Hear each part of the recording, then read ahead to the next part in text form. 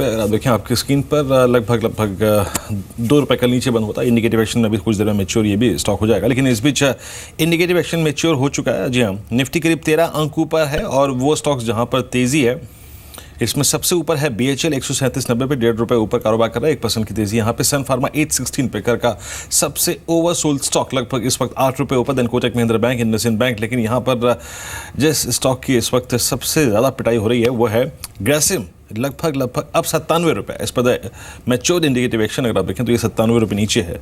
और एबीनो दोनों की आप देखिए हाल देख लिया, एबीनो ₹156 नीचे कारोबार कर रहा है इस वक्त। तो दोनों ही स्टॉक्स पर आप देखें सीवियर पेन है। लेकिन एक बार टेक्निकली 4442 सिमी मैं ये कह सकता हूँ कि ये 4442 पे तो नहीं रुकेगा कम से कम। उसके बाद या तो ये ₹44 रुकेगा, ₹42 और, या फिर ये ₹42 रुकेगा। आप क्या कहते हैं सिमी, आप कहाँ कवर करेंगे इसको? देखिए वीरेंद्र, एक बार स्टॉक वापस बताइए, स्टॉक का नाम। ग्रेसिम जी। देखिए चार्ट काफ़ी वीक है और मुझे नहीं लगता है कि ये 5 ट्रेडिंग सेशन में मैं देख रही हूँ करेक्शन, जिसमें लगातार 2 ट्रेडिंग सेशन में बहुत ज़बरदस्त सेलिंग आया था और जहाँ पे कल बंद किया था एकदम डे लो पे बंद किया था। और अगर मुझे लगता है कि फ्रेश सेल ऑफ यहाँ पे आता है तो पहले तो 4400 के आसपास एक थोड़ा सा सपोर्ट लेना चाहिए, उसके बाद 4250, ये 2 ही सपोर्ट लेवल इसमें नज़र में आ रहा है, जिसके बीच में शायद ये स्टॉक थोड़ा सा मतलब संभालने का कोशिश कर सकता है। पर 4400 से 4250 तक ही आएगा ऐसा लगता है। कल का ट्रेडिंग सेशन में भी कोई बाइंग नहीं देखा गया था, एकदम डे लो में बंद किया था, तो अवॉइड आज भी करना है। बाई साइड में तो कोई ट्रेड नहीं, अगर थोड़ा बहुत उछाल मिलता है तो सेल साइड के लिए इनिशिएट किया जाएगा।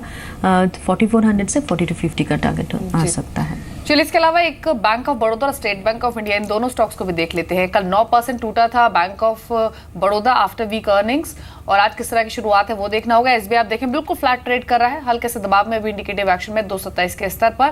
बैंक ऑफ बड़ौदा थोड़ा सा बाउंस लेने की कोशिश कर सकता है, आज 0.25% ऊपर इंडिकेटिव एक्शन में भी ट्रेड कर रहा है। इन दोनों ही स्टॉक्स पर सिद्धार्थ आपके कमेंट्स क्या है? बैंक ऑफ बड़ौदा नतीजों के बाद काफी हैमरिंग हुई स्टॉक की और मैनेजमेंट ने खुद कहा कि अगले 2 क्वार्टर्स थोड़े और पेनफुल हो सकते हैं। क्वार्टर 4 और क्वार्टर 1 या फिर जो नेक्स्ट फाइनेंशियल का जो क्वार्टर 1 होगा वहां से डेफिनेटली अर्निंग्स में थोड़ा सुधार दिख सकता है। वहीं अगर स्टेट बैंक ऑफ इंडिया को देखें तो अगेन जो नंबर्स हैं वो वीक ही एक्सपेक्टेड है, हालांकि देखना होगा कि स्लिपेजेस और एसेट क्वालिटी फ्रंट पर आंकड़े कैसे आते हैं। लेकिन इन दोनों ही स्टॉक्स पर आप क्या करेंगे? Bank of Baroda keeping in mind कि 2-3 क्वार्टर्स बाद स्थिति बेहतर होगी, खरीदना चाहिए इन लेवल्स पर या नहीं, और एसबीआई पर क्या कर रहे हैं?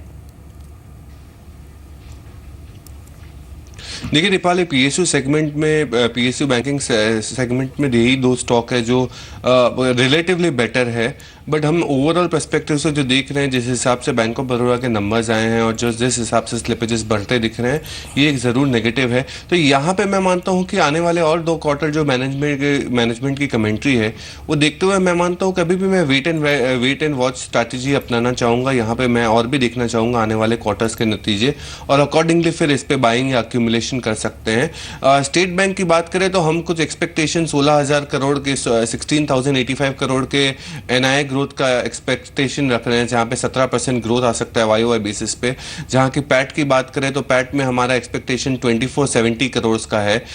वाई हिसाब से थोड़ा सा गिरावट हो सकती है प्रॉफिट आफ्टर टैक्स में। स्लिपेजेस ही बहुत बड़ा अहम फैक्टर होगा, और जो एनएनपी आएगा वो भी बहुत बड़ा अहम फैक्टर होगा कि कितना ग्रोथ आता है।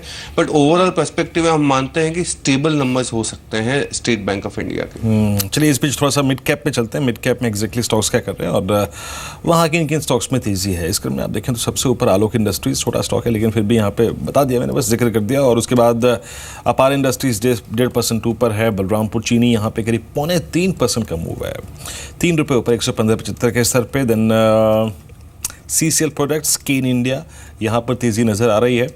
DB रियल्टी एक और स्टॉक जो कि करीब 2.5% के गेंस के साथ कारोबार कर रहा है। EID पैरी में करीब 1.25% का मूव है। वाइल्ड स्विंग वाले काउंटर्स में से अगर आप देखें कि GMDC पर नजर रखिएगा, आज भी 1% ऊपर। कल भी अगर आप देखें गुजरात बेस्ड कंपनियों में ठीक ठाक मूव था। फिर आप IDBI बैंक को देखिए, आज 68.95 पे। ये स्टॉक कल सबसे एक्टिव अगर आप देखें, याद रखिए F&O स्टॉक था with in the banking basket, सबसे एक्टिव स्टॉक था ये और फेडरल बैंक। देन IFCI करीब 3/4% ऊपर है। और जेके लक्ष्मी सीमेंट ये करीब 13 रुपये ऊपर यानी 3% की तेजी के साथ 352 के स्तर पे यहाँ पे काफ़ी स्ट्रॉन्ग स्विंग है। देन मिंडा कॉर्प ये करीब 1.5% ऊपर है। एनसीसी करीब 78.35 पर लगभग 1.25% ऊपर कारोबार कर रहा है। और रेडिंगटन आज का अगर आप देखें टुडे स्टेट लगभग 2.5% ऊपर 3.25 रुपये की तेजी लेकर 109.70 के स्तर पर कारोबार कर रहा है। यहाँ पे अच्छी खासी तेजी बनी हुई है। श्रेय इंफ्रा 75 पर करीब 1.5% ऊपर। सिमी बहुत संक्षेप में श्रेय इंफ्रा पे आपका आउटलुक सबसे क्रिटिकल था 73 के क्लस्टर को पार करना, उसके बाद 85 तक गया, लेकिन अब डाउन ट्रेंड में। सिमी ये 70 के आसपास एक बार फिर से री एंट्री की तैयारी करेंगे आप? जी बिल्कुल करेंगे, क्योंकि ये स्टॉक थोड़ा बहुत ऊपर निकल गया था पर वापस ये आके एक मेजर सपोर्ट के आसपास सेटल कर रहा है। करंट लेवल से डाउनसाइड बहुत ही कम है। अगर यहाँ से मानो तो 70 के नीचे इसको नहीं जाना चाहिए। अगर जाएगा भी तो भी सेटल नहीं कर सकता। तो मुझे लगता है कि करंट लेवल पर या थोड़ा बहुत डीप अगर और मिलता है तो थोड़ा रिस्क लेके एंट्री लेना चाहिए, जिसका टारगेट वापस 80 से 85 का हो सकता है। एंट्री एडविजिबल है। ओके, इस बीच दो स्टॉक्स पे नजर रहेगी। AB Nuvo, Grasim, State Bank of India, Sun Pharma. Nifty करीब 13 अंकों पर लगभग 8605 के स्तर पे। और स्ट्राइक करने वाले और कुछ काउंटर्स में आप देखें तो शायद एक सन फार्मा और नजर आ रहा है, जिसके नतीजे भी आज हैं। और हिंडाल्को लगभग 0.5% ऊपर 143 के क्लस्टर में कारोबार कर। लेकिन आदित्य बिरला नूवो इस बीच 150 रुपए का गोता लगा चुका है, याद रखिए। तो यहाँ पर बाजार बहुत कुछ छीनने की कोशिश कर रहा है, जो कि पिछले 3 दिन में इसको वेटेज दी थी, या फिर आप कह लीजिए कि महीना 1.5 महीने से अगर आप देखें इसको 500-600 का रनअप है, उसमें से बहुत बड़ा चंक आज निकल जाएगा शायद। निफ्टी 13 अंकों पर इंडिकेटिव एक्शन में फ्रीज हुआ था, अभी करीब 8605 पर है। और निफ्टी करीब 15 अंकों पर खुला है 8608 के स्तर पे। टॉप गेनर सेंसेक्स लगभग आप देखें 27932 के स्तर पे। बीएचएल करीब 1.5 रुपये ऊपर करीब 1% की तेजी यहाँ पे। सन फार्मा करीब 817 के स्तर पे। देन इंडसइंड बैंक को देखिए करीब 1175 पे यहाँ पे तेजी है। और अल्ट्राटेक सीमेंट देखिए यहाँ पर तेजी है। और जरा लूजर्स पे आइए पहले। आज मेरा लूजर्स को देखने में ज़्यादा इंटरेस्ट है। इस बीच निफ्टी का आप देखें 8615 पे। ग्रासिम लगभग 150 रुपये नीचे 2386 के स्तर पर। यहाँ पर इस वक्त 150 रुपये गिरावट है। उसके बाद आप देखिए एबी समूह के सारे काउंटर्स को 150 रुपये ग्रासिम, एबी नूवो आप देखें, ये एबी मनी माफ कीजिएगा 31 के स्तर पे, ये भी नीचे है। और आदित्य बिरला नूवो ये करीब सवा जो गलत हुआ है ना वो इसके साथ हुआ है, एबी नूवो के साथ है। ये करीब 15, जरा एक बार इसको आइसोलेशन दिखाइए प्लीज एक बार सिंगल में।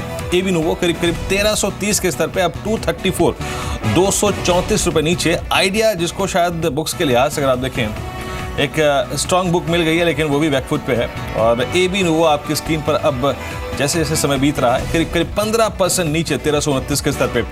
रीस्ट्रक्चरिंग के बाद दोनों ही महत्वपूर्ण काउंटर्स जिनका विलय होने जा रहा है। एबी नूवो लगभग 15% नीचे, अब करीब 15.5% नीचे, 250 रुपये नीचे। यानी स्ट्रीट ने कुल मिला के अगर आप देखें तो थम्स डाउन आज के प्राइस रिएक्शन के मुताबिक। जो करना है भाव कहते हैं ना, भाव भगवान छे। आप देख लीजिए अब आपको क्या मिलेगा। बिल्कुल। ग्रासिम 4.5% नीचे, 2 दिन में ऑलरेडी ये 13% करेक्ट हो चुका था, आज फिर से 4-4.5% नीचे है। और देखें आप एबी नूवो को तो 16% की वीकनेस स्टॉक में देखी जा रही है, क्योंकि आप देखिए दोनों ही फैक्टर्स आज नेगेटिव सेंटिमेंट्स बना रहे हैं। एक तो नतीजे वो इतने खराब आए हैं, प्रॉफिटेबिलिटी 50% ज्यादा डिप हुई है, और साथ ही ऐसा माना जा रहा है कि फाइनेंशियल सर्विसेज आर्म की जो लिस्टिंग होगी उससे जो वैल्यू अनलॉक होने का बेनिफिट इसको मिलता मर्जर से पहले, वो अब नहीं मिल पाएगा। तो इसकी वजह से भी जो सेंटिमेंट्स वो वीक हुए। अब देखिए 18% नीचे आ चुका है। सिमी बहुत छोटा कमेंट, इन स्तरों से और नीचे की जाने की संभावना बनती हुई दिख रही है कि ग्रासिम 4000 के नीचे भी जा सकता है। ये जा सकता है। सेंटिमेंट जब खराब है तब शॉर्ट टर्म में कोई भी सपोर्ट शायद मायने नहीं रखता है। पर जो भी मैंने लेवल दिया था 4400 और 4250, ये 2 लेवल क्रूशियल सपोर्ट था। एक तो ऑलरेडी जा चुका है, 4250 अगर टूट जाएगा तो फ्रेश वीकनेस भी आ सकता है। तो नेक्स्ट सपोर्ट मेरा 4250 है, वहाँ पर देखूंगी कैसा सपोर्ट लेता है। अगर लेता है तो ठीक है, नहीं तो वहाँ पर सपोर्ट लेता भी है तो भी शायद बाइंग नहीं किया जाएगा। थोड़ा बहुत ये स्टॉक रुक सकता है, पर वापस इसमें सेलिंग इमर्ज हो सकता है। 1300 के आसपास एबी नूवो आ चुका है। और नेक्स्ट मेजर सपोर्ट मुझे लगता है कि 1240 के आसपास है, मतलब 40 से 60 के आसपास है। मतलब करंट लेवल पर अगर ये स्टॉक होल्ड नहीं करता है तो ये एक्सटेंड हो सकता है, ये जो वीकनेस है एक्सटेंड हो सकता है। और 1260 से 1240 तक भी ये स्टॉक आ सकता है। चलिए, इस बीच आपका ग्रासिम भी अब 5.5% लुढ़क गया है। ग्रासिम लगभग 250 रुपये नीचे 42.97 में। आपको बता रहा हूँ कि ये 4200 से पहले तो रुकेगा नहीं। आई मीन टेक्निकली तो मैं बता सकता हूँ कि ये 4200 से पहले रुकेगा नहीं, लेकिन वहाँ पे इस बीच आदित्य बिरला नोवो की हालत बिगड़ती जा रही है। लास्ट टाइम चेक किया था 15%, अब लगभग 17%, 18% लुढ़क चुका है आदित्य बिरला नोवो। 278 रुपये नीचे 1284। आई थिंक जो AB नोवो को लेके बाजार ने ख्वाब बना रखे थे ना, वो चकनाचूर हो गए हैं।